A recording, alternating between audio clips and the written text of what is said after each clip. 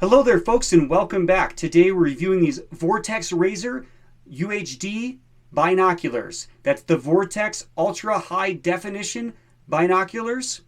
And these come in 8x42, 10x42, 10x50, and 18x56. These are the highest end binoculars that Vortex offers, and they come with the VIP Vortex warranty. So let's go ahead and take a look at them. First of all, they come in a full magnesium chassis that is very strong and ultra lightweight, with a nice rubberized coating that has some texturing to it so it's easy to grip, and it offers greater enhanced protection to the binocular itself. As you can see at the bottom here, it has thumb grooves so your fingers or thumbs lay nicely in the groove for more ergonomic and comfort fit. Now, aside from the magnesium chassis, this comes fully argon purged, so it's fog-proof, waterproof, and shock resistant. Also, the lenses have a special coating on them that make them abrasion and scratch resistant, as well as they are fully multi-coated for the highest brightness, contrast, and light transmission.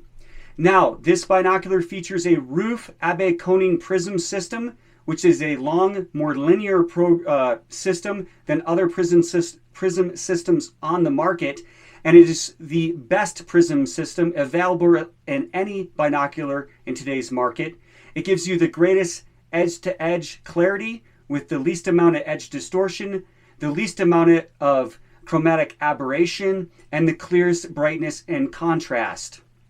However, utilizing the Abe coating system means that the binocular is going to be slightly longer and a little bit heavier than other binos on the market, which is why these are longer and heavier than the Vortex Viper HD binos. However, the clarity is much, much better than the previous predecessors.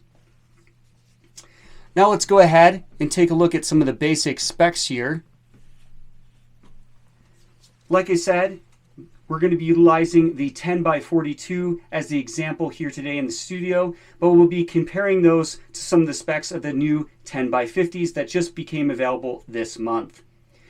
They feature a 42mm objective, which gives you excellent light gathering capabilities. So essentially what happens here is that the greater exit pupil you have, the better the binos are going to perform at low light.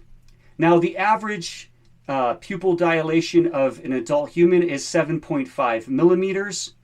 The 10x50s that are new to the market offer a 5mm exit pupil. These, I believe, come in at about 4.2 or thereabout. So, are the 10x50s slightly better in low light conditions? Technically, yes. However, you're going to give that up. They're going to be much longer and much heavier. So basically, the way that exit pupil works is if you have a greater magnification, you have to have a larger objective lens size to give you the same amount of exit pupil. Now, these come with the 42mm objective lens, like I mentioned. They have a 16.7mm eye relief and a 4.2mm exit pupil. Linear field of view is 346 feet at 1,000 yards. Angular field of view is 6.6 degrees. The close focus is 4.5 feet. Interpupillary distance, that's the distance that these can go narrow and wide, which does matter depending on the structure of your face. I have closer together eyes, so I need to make sure I have a narrow interpupillary distance. These range from 56 millimeters to 76 millimeters, which is appropriate for anybody out there. The height on these is 7 inches, the width is 5.7 inches, and the overall weight is 32.4 ounces. Now, these have quick adjustable eye cups. As you can see here, let's go ahead and get a little closer to the camera. They definitely are tactile, and you can feel each slot and groove that they fall into. Once they're in a spot, they stay nice and firm in place. I will note, however, that I would prefer them to be a little bit more firm and more tactile in this price class. They do have a nice soft ring around the edge so it's going to be comfortable on your eyes, or if you use them with eyeglasses, it's not going to scratch those up. One thing to note is you can adjust them in between each slot, and they do stay firm enough that they'll stay in place for normal everyday use. Another nice feature of this is that on the right side here, it has your adjustment, your diopter adjustment. It comes on a nice ring here with some knurling, so it's easy to grab, as well as hash marks for plus and minus. The best part about this diopter is that it's locking. And one thing that you do not want to mess with is your diopter. Once you get that set for your eyes, you don't really want to mess with that because it's going to mess up your focus when you're looking through them. But to unlock the diopter, you pull up on this ring, you turn it. It's very stiff yet smooth, and then you push it straight down to lock it in place once it's in the appropriate setting. The way I set my diopter is I look through the bino. I use the regular focus ring right here, which by the way is rubberized and knurled. It's very smooth. There's no grit or grime or creep in it. And it has a nice focus window, so it's not, so sensitive that it's difficult to focus, yet so sloppy that it takes a long time to focus. So it's a nice balance there. Once I focus my left eye, then I close my left eye and I use the diopter to focus my right eye. And then they're matched up. By the way, these Vortex Razor UHDs are made in Japan and the glass is Japanese. Now you say, what's the difference between HD and UHD? Well, the UHD have a higher density of glass, a better prism system as I mentioned earlier, and better coatings. So therefore you get less edge distortion, or almost no perceivable edge distortion in this case, as well as greater contrast, greater, more accurate colors, and better light transmission and better viewing in low light conditions. These fit very nicely in the hand, very comfortable to bring up to the eyes, and I've really enjoyed using these in initial field testing. We will be doing a more in-depth follow-up review where we pick apart the actual quality of the glass a little bit more in detail. But initial impressions on these is this is up there in the top 10 binos ever made, and potentially in the top 5. These fall just below your highest level Swaros, Leica, and maybe Zeiss binos, just below their alpha line, their best. These would fall probably in 4th or 5th place, but they offer a lot more for the money than those do, in my opinion. Once again, you can uncap this end right here and attach a bino mount for using on a tripod as well.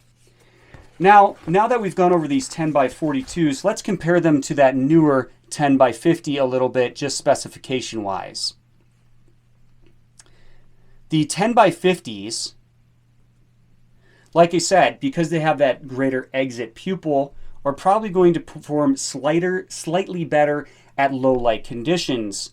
However, like I mentioned earlier, they're 7.6 inches long versus 7 inches long for the 42, the 10x42. The 10x50s are 7.6, so they're 0.6 inches longer, and they're 36.5 ounces, so they're a decent amount heavier as well. So that's basically what you're going to sacrifice. You want that bigger objective, greater exit pupil. You're going to have a longer bino and a greater weight. For hunting, I find that the 10x42s are plenty adequate, so I didn't need to go to the 10x50s. Also, if you're looking at what power you should pick, the 18x56 are for extreme long-range shooting, use on the range, or for all-day glassing from a high vantage point on a tripod. They're huge, they're heavy, and they're bulky. They're not for regular hunting. The 12x50s can be utilized for hunting, but they're going to weigh more than even the 10. Actually, they weigh and are the same size as the 10x50s pretty much, but they're going to weigh more than the 10x42s and be longer than the 10x42s. The 10x42s offer that sweet spot where you get enough magnification for your hunting needs, yet it's still light and compact enough to carry around on all-day hikes. If you want to go smaller, you can go 8x42, but I like the added magnification of the 10 power for my eyes. One thing to know with the Razor UHD binos is that they come with a bino harness and backpack. Unlike other binoculars on the market in this price class that don't, This means that you can use these out of the box and not have to buy any extra accessories. The harness comes with this very nice webbing material and a nice back pad so it doesn't dig in your back. Also, the fabric on this is very, very quiet, very soft and smooth, yet it's water resistant. To utilize this, you simply pull up on this tab here, forward, and then pull your binos out. The interior is very soft and made of a material that will protect your binos and the glass. To put them back in place, you pull up on that and let it back down. One thing I will note is that on the 10x42s, there is a gap on the back. So if you're using this in really wet, snowy conditions or riding a quad, you might get stuff that gets in the back end. I would like to see that close a little bit more complete. On the left side, you have a webbing pouch. I have my wind checker in there. On the right side, another webbing pouch. I have some cover scent. Then on the front, you can attach this included pouch that fits a rangefinder quite nicely, I might add. And it also has little loops built in for carrying extra cartridges. So you can put your extra cartridges right inside there. It's padded and protective, has a nice sealed zipper that's rubberized so it protects what's ever in there from water. And you can attach this pouch on the side, on either side, or differently on the front. Behind this pouch is loops or molly, and it's got Velcro as well. So you can put a patch there, or you can put this pouch on the front that's included. I chose to put on the front, and actually it still works even with a bow for me. However, if you're worried about getting in the way, go ahead and put it on the side. I really like that it comes with this extra pouch because, like I said, it saves you the cost of buying a separate pouch, and this one's extremely comfortable and high quality. Hope you enjoyed this review. I did purchase these out of pocket, so this is an unbiased review.